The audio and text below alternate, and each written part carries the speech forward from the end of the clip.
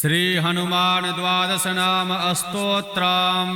हनुमानयञ्जनी सूनोर्वायुपुत्रो महाबलः रामेष्टः फाल्गुनसखः पिङ्गाक्षो मितविक्रमः उदधीक्रमणश्चैव सीताशोकविनाशनः लक्ष्मणप्राणदाता च दशग्रीवस्य दर्पः।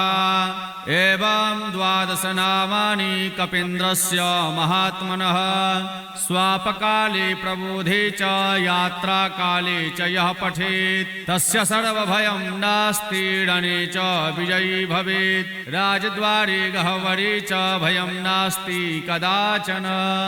हनुमानयञ्जनी सूनोर्वायुपुत्रो महाबलः रामेष्टः फाल्गुनसखः पिङ्गाक्षो मितविक्रमः उदधीक्रमणश्चैव सीताशोकविनाशनः लक्ष्मणप्राणदाता च दशग्रीवस्य दर्पः।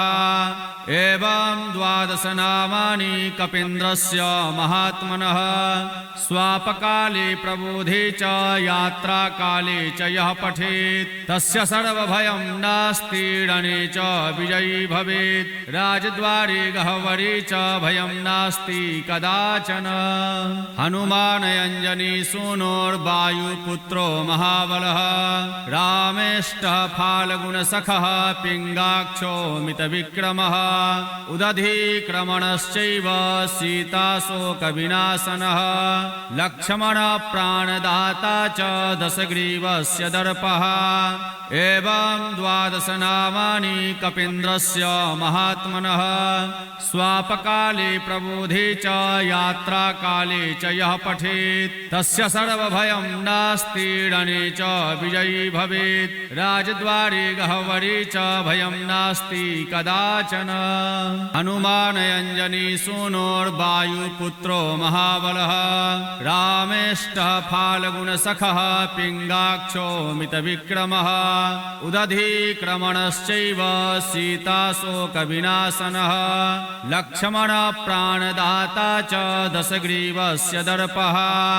एवं द्वादश नामानि कपीन्द्रस्य महात्मनः स्वापकाले प्रबोधे च यात्राकाले च यः पठेत् तस्य सर्वभयं नास्ति रणे च विजयी भवेत्। राजद्वारे गह्वरे च भयं नास्ति कदाचन।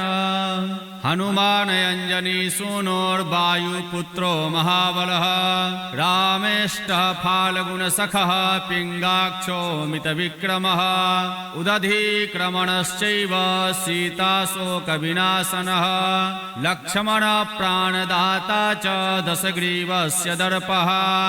एवं द्वादश नामानि कपीन्द्रस्य महात्मनः स्वापकाले प्रबोधे च यात्राकाले च यः पठेत् तस्य सर्वभयं नास्ति रणे च विजयी भवेत्। राजद्वारे गह्वरे च भयं नास्ति कदाचन।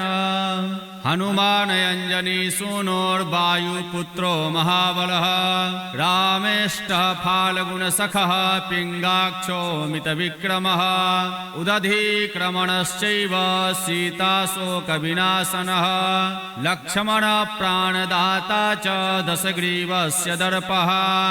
एवं द्वादश नामानि कपीन्द्रस्य महात्मनः स्वापकाले प्रबोधे च यात्राकाले च यः पठेत् तस्य सर्वभयं नास्ति रणे च विजयी भवेत्। राजद्वारे गह्वरे च भयं नास्ति कदाचन।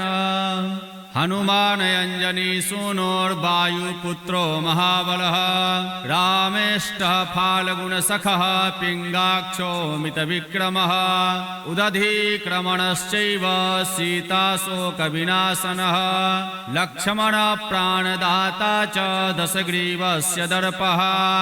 एवं द्वादश नामानि कपीन्द्रस्य महात्मनः स्वापकाले प्रबोधे च यात्राकाले च यः पठेत् तस्य सर्वभयं नास्ति रणे च विजयी भवेत्। राजद्वारे गह्वरे च भयं नास्ति कदाचन।